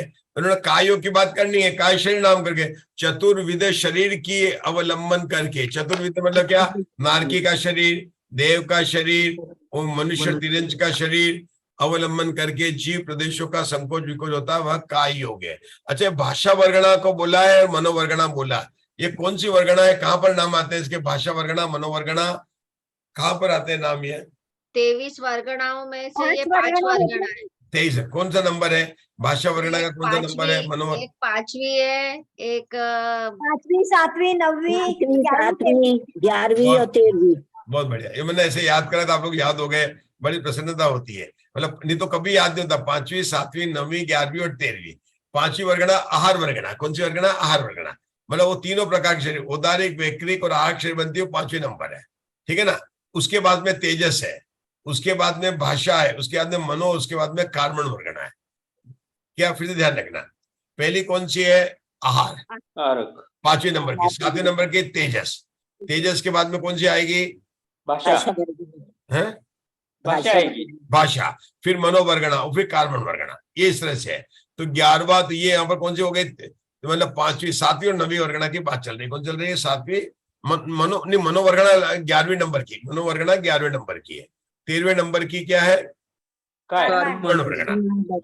ठीक है ना। और भाषा तेरे और काय, हाँ, या तेजस को छोड़ दिया है यहाँ पर। मतलब कौन सी थी? फिर से बोलना, कौन सी थी?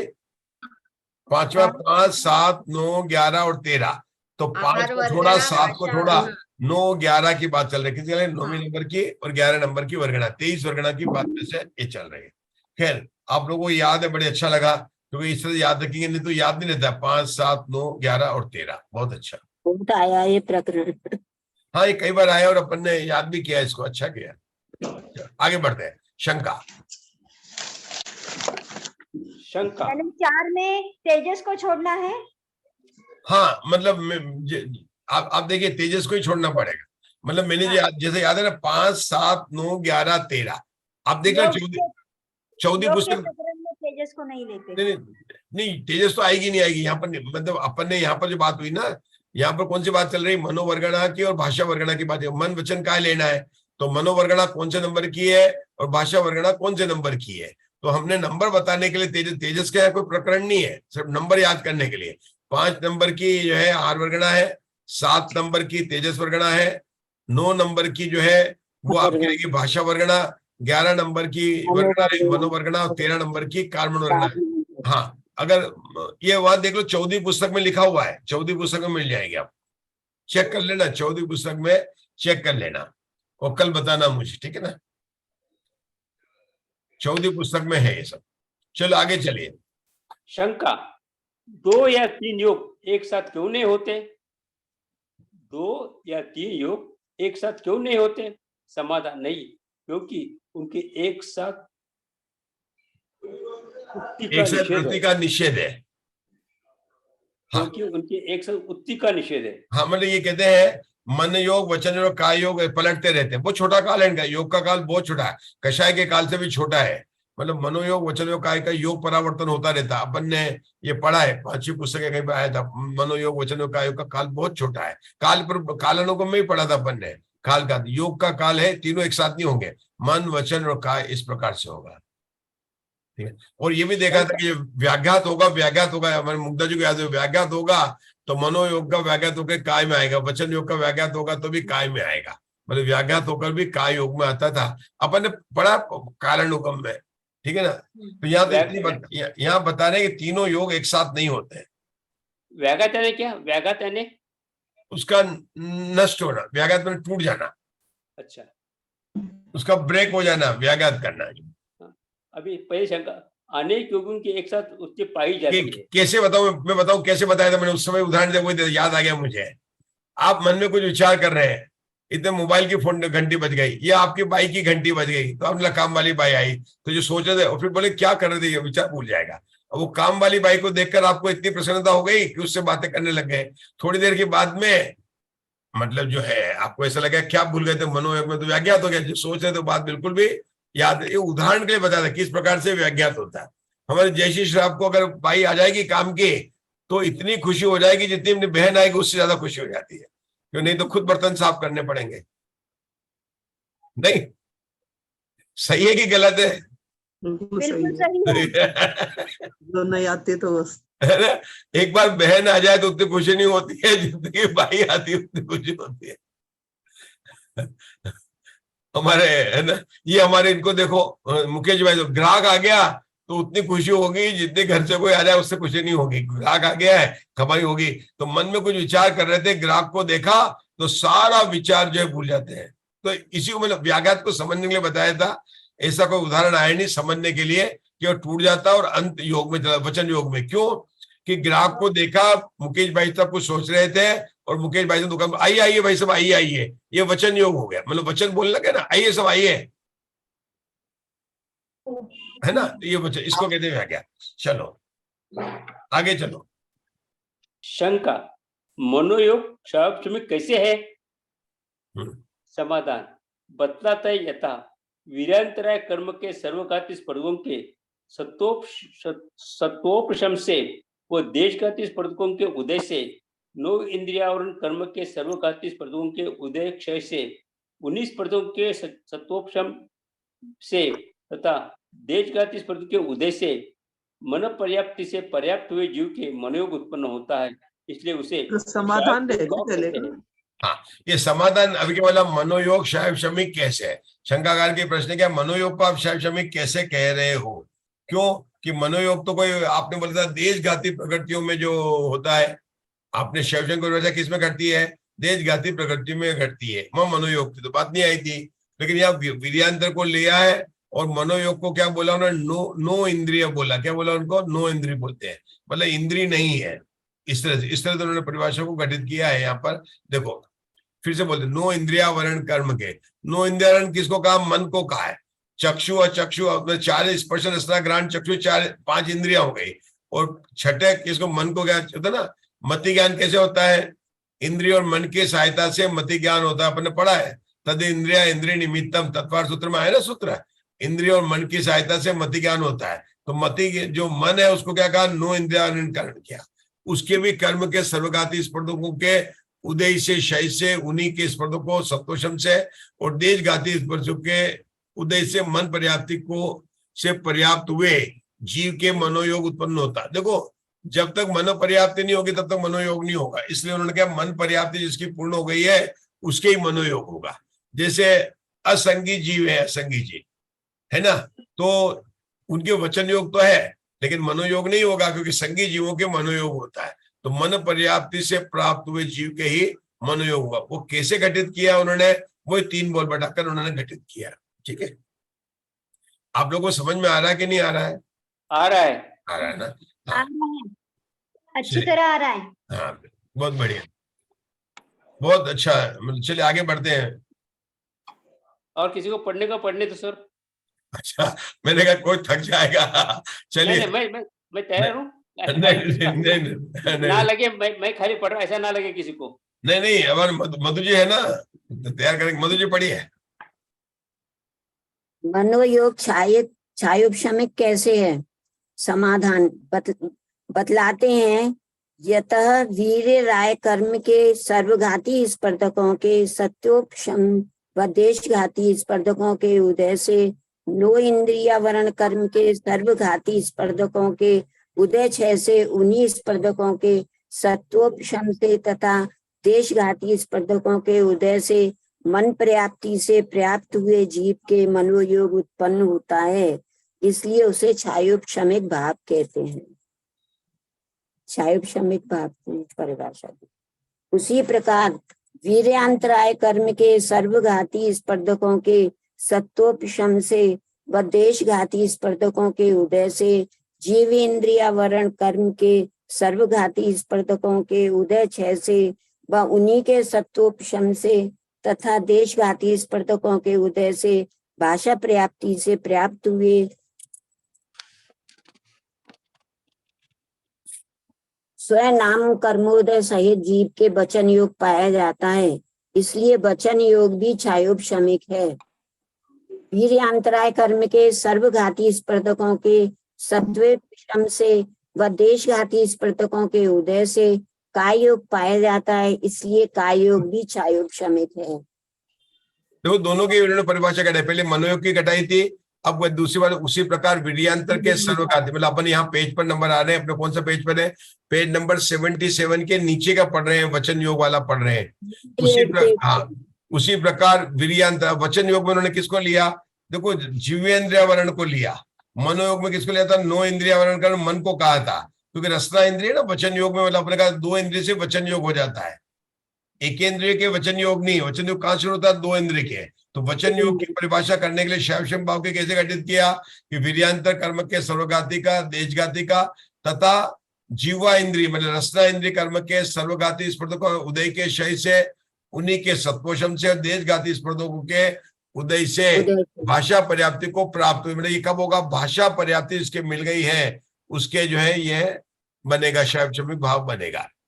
तीसरा उन्होंने बताया था वीर्यांतर के सर्वघाती स्पर्धों के है ना, उसमें लिया था उन्होंने, और उसमें लिया था इसको काय हो गए, शरीर की बात यहाँ पर आ गई थी, तो यहाँ पर तो कोई बात नहीं, वहां पर मतलब वचन को भी लिया था, क्योंकि ये काय योग तो एकेंद्रीय से भी हो जाएगा, मतलब शरीर नाम कर्म के उदय से है, तो सिर्फ वीर्यांतर ही लिया था, मतलब उनका वीर्यांतर क्या स्पर्श इंद्रिय है, और स्पर्श इंद्रिय पूरे शरीर में फैली हुई है, तो वहां पर और भी लिख सकते हैं, मतलब स्पर्श इंद्रिय के शब्द से लिख सकते हैं, लेकिन स्पर्श इंद्रिय का नाम उन्होंने इसलिए नहीं लिखा कि स्पर्श इंद्रिय तो फिर आगे 3 इंद्रियों को पाई जाती, 4 इंद्रियों को पाई जाती, 5 इंद्रियों को पाई जाती।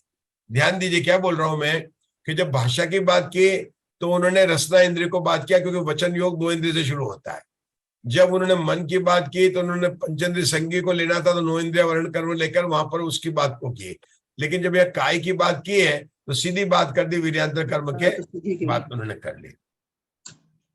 इस प्रकार से उन्होंने यहाँ पर बताना तो यही था कि कौन सा भाव है, और उसके अंदर उन्होंने तीनों की शायव श्रमिक की, जो है मन की, वचन की और काय में शायव श्रमिक लब्धि की परिभाषा बता दी। अब आगे सूत्र नंबर 36 पढ़िए मधु जी। 34 अयोगी राम कंधम भवती, जीव अयोगी किस कारण से होता है? यहाँ पर नयों और निक्षेपों के द्वारा अयोगी पने की पूर्ववत चालना करनी चाहिए। क्या करें, अब आपका सूत्र ऐसा आ जाता है कि आपको कठिन आ जाता है, अब आपको करनी पड़ेगी चालना, चालना करनी पड़ेगी, आप लोग सबको नए और निक्षेप से चालना करनी पड़ेगी, सातों निक्षेप लगाने पड़ेंगे। हाँ, कौन लगाएगा? मधु जी पढ़ना तो चाहते हैं लेकिन कठिन आ जाता, क्या करें हम। इसलिए अच्छा था किरण जी भाई साहब को पढ़ने देते आप, तो ये नहीं आता है। उसका ये नयों का आएगा। देखो यहाँ पर देखो, बात सीधी आयोग केवली की बात कर रहे हैं, तो उनके आप कैसे घटित करेंगे, क्योंकि यहाँ पर उनके भाव तो उदायक और शायद भूतपूर्ण नहीं से अपने, भूतपूर्ण नहीं अपने पास है ना, भूतपूर्ण नहीं से नई से कैसे, भूतपूर्ण नहीं से, बहुत सरल है ना। अपन एक बार मैंने आप लोगों को बोला था नियम सार में 19वीं गाथा की बात की थी, मैंने क्या बात की थी कि हर एक जीव के दोनों पर्याय, द्रव्यार्थिक ने पर्यायर्थिक नहीं से होती है, तो अर्थ पर्याय भी होती है, व्यंजन पर्याय भी होती है। तो अर्थ पर्याय जो 13वें गुण स्थान में आकर अनंत भगवान के सारी अर्थ पर्याय जो है शुद्ध हो जाती है, अपन ने बात की थी अर्थ पर्याय की।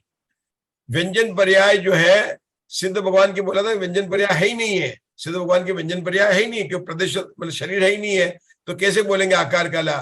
तो बोला कि फिर तो भगवान के वचन में तो दोनों नहीं बोले, अर्थ पर्याय होती है, व्यंजन पर्याय दोनों होती है। तो वहां पर नियम सार की जो 19वीं गाथा है, वहां पर देने कहा था भूतपूर्ण निगम नहीं से सिद्ध हो जाती है, कहा जिन्हें स्यादवाद है ना, तो भूतपूर्ण निगम नहीं से लगा लेना। तो यहाँ पर भी वही बात आ रही है ना कि नहीं लगाएंगे, कौन से लगाएंगे, क्योंकि अयोग केवली हो गए। अब आप कहते हैं शैव शमी भाव कैसे, क्योंकि उनके शैव शम तो घटाएंगे नहीं अब, तो उनको भूतपूर्ण निगम नहीं से लगा लेना, ठीक है ना। निक्षेप में तो नो आगम द्रव्य भाव निक्षेप लगेगा, और भाव की बात यहाँ पर चल रही है, ये चालना कहते हैं, इसको कहते हैं चालना सूत्र। चलिए खई आए लब्धिये, क्षायिक लब्धि से जीव अयोगी होता है। योग के कारणभूत शरीर आदि कर्मों के निर्मूल क्षय से उत्पन्न होने के कारण अयोगी जीव के क्षायिक लब्धि होती है। अब देखो अयोगी भगवान के क्या है कि योग के कारण का जो शरीर आदि कर्मों के निमित्त भूत क्षय से, इसलिए वहां पर जो है कारण ही नहीं है, इसलिए अयोग केवल हो गया, पता है क्षायिक लब्धि है ना। और हम जानते हैं वहां पर योग का कंपन है ही नहीं है, वहां पर योग का कंपन ही नहीं है, वहां पर तो कर्माश्रव है ही नहीं है, तो इन्होंने वहां पर क्षायिक लब्धि प्रकट की उन्होंने। अब इस प्रकार से हमारी यहाँ पर कौन सी मार्गणा समाप्त हो गई, हमारे मधु जी ने योग मार्गणा समाप्त कर दी है। अभी वेद मार्गणा में तो नंबर चला गया, प्रीति जी आ रहे हैं, बोलो वेद मार्गणा पढ़िए। पहले प्रीति जी आप पढ़ेंगे, उसके पहले संजय जी बताएंगे वेद मार्गणा से कितने भेद होते हैं, वेद मार्गणा का नंबर कौन सा है 14 मार्गणाओं में, और उनके भेद कौन से होते हैं, अपन ने पढ़ा ना।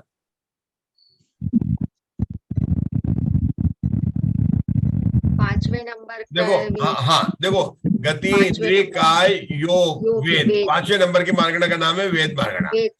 अब वेद मार्गणा से भेद बताने आपको जी।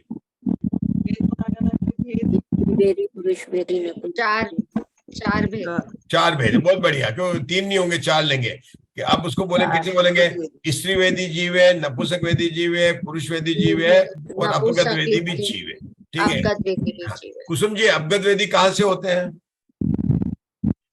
9वें से। 90 के कहाँ से? 90 के दूसरे भाग बोलना पड़ेगा। 90 के सफेद भाग और निर्वेद भाग है। निर्वेद भाग 90 के से। 2 भाग किए तो दूसरे भाग से जो है सभी लोग अवगत व्यतीत कहाँ तक होते हैं? 90 के दूसरे भाग में 10वें, 11वें, 12वें, 13वें, 14वें और सिद्ध भगवान सबको क्या कहेंगे? अपगत वेदिक कहेंगे, अपगत वेदिक कहेंगे। अब यहाँ पर पढ़ रहे हैं अपगत वेदिक। पढ़िए प्रीति जी।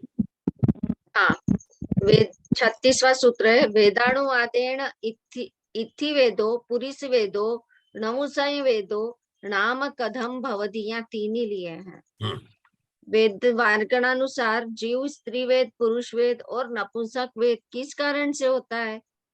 तो क्या औदायिक भाव से, क्या औपशमिक भाव से, क्या क्षायोपशमिक भाव से, क्या क्षायिक भाव से, क्या पारिणामिक भाव से जीव स्त्री वेदी आदि होता है?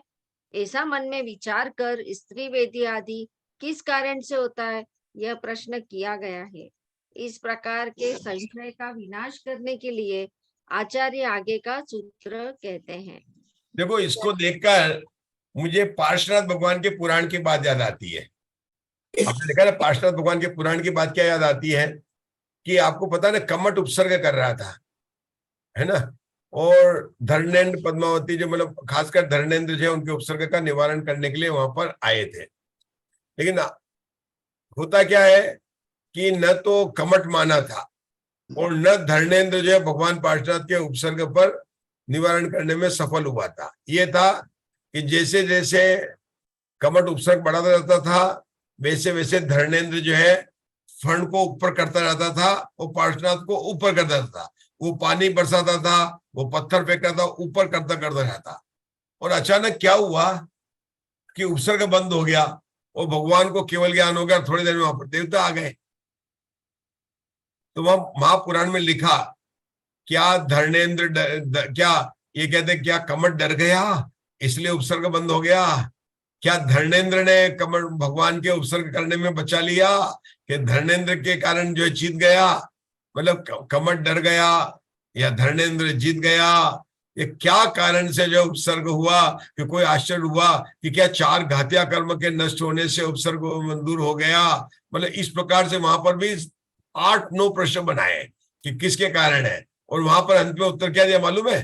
केवल ज्ञान के जब हो जाने के बाद में कोई उपसर्ग होता ही नहीं है, क्योंकि केवल ज्ञान के अतिशय हो जाते हैं। आपको पता है केवल ज्ञान के 10 अतिशय बताए गए। किसको याद है? कुछ याद है केवल ज्ञान के 10 अतिशय? बताओ। केवल ज्ञान होने पर भगवान के 10 अतिशय हो जाते हैं। कौन कौन से होते हैं? हाँ बताओ जय श्री राम। केवल ज्ञान होने पर हाँ, बहुत बढ़िया। सबसे पहले देखो, केवल ज्ञान का अपने को बाकी याद रह नहीं रहे, लेकिन सबसे पहले क्या बताना है कि केवल ज्ञान होने पर सभी जीवों का शरीर नीचे से 5000 धनुष ऊपर आकाश में चला जाता है। पहला सबसे बड़ा ये तो याद होना ही चाहिए। मतलब केवल एक बार केवली भगवान जो है ना, कभी आपको नीचे नहीं मिलेंगे, आपके यहाँ घर में सोफा सेट पर नहीं मिलेंगे, क्योंकि वो हमेशा रहेंगे तो 5000 धनुष है। केवल ही ज्ञानी मध्यलोक में तो है। कितने हैं प्रीति जी? 8,58,502। अपने तीसरी पुस्तक धवला पुस्तक 3 में पढ़ा था। उत्कृष्ट से है केवल ज्ञानी की संख्या कितनी है? 8,58,502। लेकिन वो नीचे नहीं है, वो 10वें फ्लोर पर नहीं है, वो कितने 5000 धनुष ऊपर पर है। तो पहला अतिशय क्या हुआ केवल ज्ञान का कि सभी जीवों को, हाँ यहाँ पर जब हमको भी केवल ज्ञान होगा ना तो हम भी 5000 धनुष ऊपर चले जाएंगे। ध्यान रखना, सभी जीवों को 5000 धनुष। ये पहला हो गया। दूसरा क्या? चारों तरफ मुंह दिखने लगता, होता तो एक है लेकिन चारों तरफ 2 लगता। बहुत बढ़िया। और बोलिए, बोलो। नहीं उपसर्ग नहीं गया है योजन एक सतसु भीख, नाही उपसर्ग नाही अदया नाही कवलाहार नाही बढ़ोतर नखती। हाँ, सब याद विद्या है। ईश्वरपन और सब विद्या ईश्वरपन। बराबर। मतलब 100 एजन तक उनकी दुर्भिक्षता फैल जाती है। सर्व विद्याओं का ईश्वरपना, मतलब भगवान के केवल ज्ञान होने पर जो अतिशय होता है कि सब विद्याओं का ईश्वरपना और चारों दिशाओं में 100 एजन तक दुर्भिक्षता। ये 4 तो पहले ले लिए। पहले कौन से लिए? 5000 धनुष उनका शरीर चला जाता है, उनके 4 मुंह दिखने लगते हैं, होता तो एक है। सर्व विद्याओं का ईश्वरपना, भगवान को केवल ज्ञान होने से सारी विद्याएं ना तो उसका ईश्वरपना प्राप्त हो गया। और 100 योजन तक दुर्भिक्षता हो गई है। फिर क्या हो जाता है, भगवान जो है निरुपसर्ग हो जाते हैं, मतलब उनके यहाँ पर जो है पहले कहीं भी अहिंसा नहीं होती, हिंसा नहीं होती है, मतलब जहां पर केवल ज्ञानी विराजमान होते हैं वहां पर कहीं पर भी कोई भी आपस में हिंसा नहीं करता, तो सर्वत्र अहिंसा होती है एक बात। फिर भगवान के निरुपसर्ग हो जाते हैं। कितने हो गए, 4 और 2 तीन और 5 हो गए, कितने हो गए, 5 हो गए, 5 हो गए। पंक्ति नहीं शरीर झपकती। की छाया नहीं पड़ती, हैं? शरीर की छाया नहीं, हाँ, शरीर की छाया नहीं पड़ती, हाँ। और नाखून केश आदि नहीं बढ़ते। और पलक नहीं, और पलक नयन के पलक, नयन के पलक नहीं झपकते हैं, कितने नयन के पलक नहीं झपकते हैं। और भगवान के क्या निरुपसर्ग होते हैं, निराहार हो जाते हैं। क्या हो जाते हैं, निरुपसर्ग निराहार हो और निराहार हो जाते हैं। मतलब चलो अच्छा हुआ, 10 अतिशय आ जाते हैं। हाँ, मैंने इसलिए याद किए थे कि ये प्रश्न पूछ रहे हैं ना, तो यहाँ पर उसी स्टाइल से ऐसे की ऐसी शैली मुझे बंद अधिकार में भी याद आती। समय सार के बंद अधिकार में जो पहलवान का उदाहरण देके दिया ना, यथा नाम कोपि पुरुष स्नेहा भक्तस्तु रेण बहुले स्थाने स्थित्वा करोति व्यायाम शस्त्र व्यायाम छिन्नति भिन्नति चेत ताली तलक दल्ली विषपिंडी, मतलब केले का वृक्ष को तोड़ता है, किस कारण से उसको बंद होता है, तो वहां पर भी बताए कौन सा बंद का कारण है, क्या योग बंद का कारण है, क्या उसकी जो है जो अंत में होता है ना कि केवल जो धूली भी कम बंद का कारण नहीं है। उसी तरह के, हाँ, ये जिस तरह से वहां प्रश्न पूछे ना, ऐसे कैसे यहाँ पर प्रश्न पूछ रहे हैं। क्या प्रश्न पूछ रहे हैं, क्या उपशामी भाव से, क्या उदायिक भाव से, मतलब किस कारण से जो है जीव के अंदर जो होता है, ये बात उन्होंने प्रश्न किया। मुझे याद आ गया इन प्रश्न। हाँ, चलिए आगे पूछते हैं, इसको पढ़ लेते हैं। हाँ, आगे का सूत्र है चरितमोणीयस्य कम्मस्य उदयेन इत्थि पुरीस नवुसंय वेदा य। चारित्रमोनीय कर्म के उदय से स्त्री वेद, पुरुष वेद और नपुंसक वेद होते हैं। शंका, चारित्रमोनीय कर्म के उदय से स्त्री वेद आदि होते हैं, ऐसा सामान्य से कह देने पर समस्त चारित्रमोनी के उदय से तीनों वेदों की उत्पत्ति का प्रसंग आता है, किंतु ऐसा है नहीं, क्योंकि परस्पर विरोधी तीनों वेदों की एक ही कारण से उत्पत्ति मानने में विरोध आता है, इसलिए यह सूत्र घटित नहीं होता। फिर इसका समाधान दिया है, नहीं, क्योंकि सामान्य से कहे गए भाव अपने विशेषों में रहते हैं। इस न्याय के अनुसार यद्यपि सामान्य से कहा गया है तो भी उसकी विशेष रूप उपलब्धि होती है, क्योंकि सामान्य चारित्र मोहनीय से तीनों विरुद्ध वेदों की उत्पत्ति होने में विरोध आता है। अतः स्त्री वेद के उदय से स्त्री वेद उत्पन्न होता है, पुरुष वेद के उदय से पुरुष वेद और नपुंसक वेद के उदय से नपुंसक वेद उत्पन्न होता है, यह सिद्ध हुआ। हाँ, तो सामान्य से कथन लिया था तो तीनों वेद बोल रहे थे। शंका ने पूछा कि तीनों एक साथ होते हैं कि नहीं? नहीं, जिसके स्त्री वेद का उदय उसके स्त्री वेद होगा, नपुंसक नपुंसक होगा। सामान्य कथन में तो यही कहा जाएगा एक साथ। क्यों बोला क्या था उन्होंने? ये नहीं कहा था कि चारित्रमोहनी कर्म के उदय से नपुंसक वेद, स्त्री वेद और ये होते हैं, चारित्रमोहनी कर्म को उदय बोला। तो क्या चारित्रमोहनी कर्म से तीनों वेद एक साथ होते हैं कि नहीं? एक साथ तीनों उदय में नहीं होते, एक समय में एक जीव ही उत्पन्न होता है। ठीक है, ये बात आ गई। चलिए, हाँ, कहाँ तक पहुंचे हम लोग? हाँ, इसी के नीचे शंका है। हाँ, एक इस पेज को पूरा पढ़ लेते हैं। हाँ, पढ़ लीजिए। हाँ, स्त्री वेद द्रव्य कर्म से उत्पन्न हुए परिणाम को क्या स्त्री वेद कहते हैं, या नाम कर्म के उदय से उत्पन्न हुए स्तन, जघन, योनि आदि विशिष्ट शरीर को स्त्री वेद कहते हैं?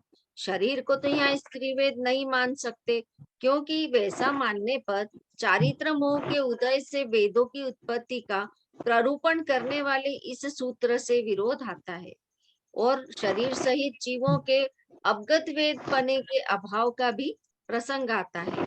प्रथम पक्ष तो बनता नहीं, क्योंकि एक में कार्य कारण भाव का होने में विरोध आता है। हाँ, आज अपन रुकेंगे, अपन कल इसको पढ़ेंगे। इसका समाधान पढ़ लेते हैं ना पंडित जी? अच्छा, पढ़ लीजिए, पढ़ लो। समाधान, इस शंका का परिहार कहते हैं, द्वितीय पक्ष तो बनता नहीं, क्योंकि वैसा हमने स्वीकार नहीं किया है, तथा प्रथम पक्ष में कहा गए दोष संभव नहीं, क्योंकि परिणाम से परिणामी कथनचित भिन्न होने से एकत्व नहीं पाया जाता, क्योंकि चारित्र मोहनी का उदय तो कारण है और उसका उस कर्मोदय से विशिष्ट स्त्री वेदी कहलाने वाला जीव कार्य है। चूंकि विविक्षित कर्मोदय से उसका पर्याय की विशिष्ट वह जीव उत्पन्न हुआ है, अतएव यहाँ कारण कार्य भाव विरोध को प्राप्त नहीं होता। इस प्रकार शेष वेदों के विषय में भी कहना चाहिए। देखो यह प्रश्न क्या उठाया था, भाव वेद और द्रव्य वेद की बात में अंतर आ गया, क्योंकि नाम कर्म से तो शरीर मिला, जैसे स्त्री का शरीर मिला, पुरुष का शरीर मिला या नपुंसक का शरीर मिला, तो शरीर किसका वेद है? नाम कर्म का। लेकिन जो भाव जो होते हैं वो होते हैं ये चारित्र मोहिनी कर्म का जो वेद है, जो 9 कषाय के वेद है, स्त्री वेद, पुरुष वेद, नपुंसक वेद। तो जीव के अंदर जो मतलब जो वांछा उत्पन्न होती है वह तो चारित्र मोहिनी कर्म का है, लेकिन जो शरीर होता है वह किसके होता है? नाम कर्म के अपेक्षा होता है। तो दोनों को उन्होंने जो है कुसुम जी हाँ आप म्यूट कर लीजिए, आपका बहुत डिस्टरबेंस आ रहा है, प्लीज कुसुम जी।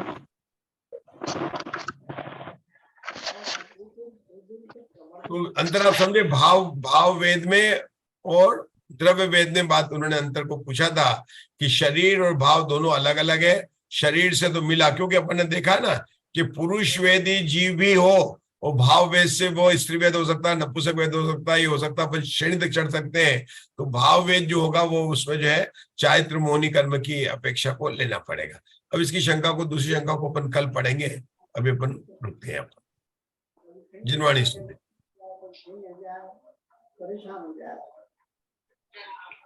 नेमी के ब्याह सुनाऊं क्या? नेमी कुमार का ब्याह।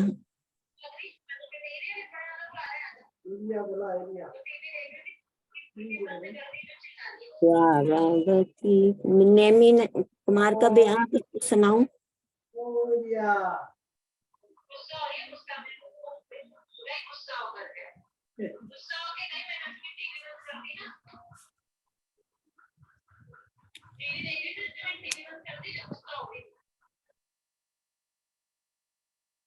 निज निधि निज में बताई अनंत अनंत उपकार है, के लिए जिनवाणी माँ वंदना शत बार है, वंदना शत बार है। 2 बार नमोकार। नमो हरियाणम, नमो सिद्धाणम, नमो आयरियाणम, नमो वज्रयाणम, ओलोए वसाऊणम, नमो अरिहंताणम, नमो सिद्धाणम, नमो आयरियाणम, नमो वज्रयाणम, नमो लोए वसाऊणम, नमो अरिहंताणम, नमो सिद्धाणम, नमो आयरियाणम, नमो वज्रयाणम, ओलोए सवसाऊणम, नमो अरिहंताणम, नमो सिद्धाणम, नमो आयरियाणम, नमो वज्रयाणम, नमो लोए सवसाऊणम, नमो अरिहंताणम, नमो सिद्धाणम, नमो आयरियाणम, नमो वज्रयाणम, नमो लोए सवसाऊणम, नमो अरिहंताणम, नमो सिद्धाणम, नमो आयरियाणम, नमो वज्रयाणम, नमो लोए सवसाऊणम, नमो अरिहंताणम, नमो सिद्धाणम, नमो आयरियाणम, नमो वज्रयाणम, नमो लोए सवसाऊणम, नमो अरिहंताणम, नमो सिद्धाणम, नमो आयरियाणम, नमो वज्रयाणम, लोए सवसाऊणम, नमो अरिहंताणम, नमो सिद्धाणम, नमो आयरियाणम, नमो वज्रयाणम, नमो लोए सवसाऊणम। जय बोलो सिद्धांत शास्त्र की जय। यही दूसरी पुस्तक जय जिनेन्द्र सभी को। जय जिनेन्द्र सबको जय।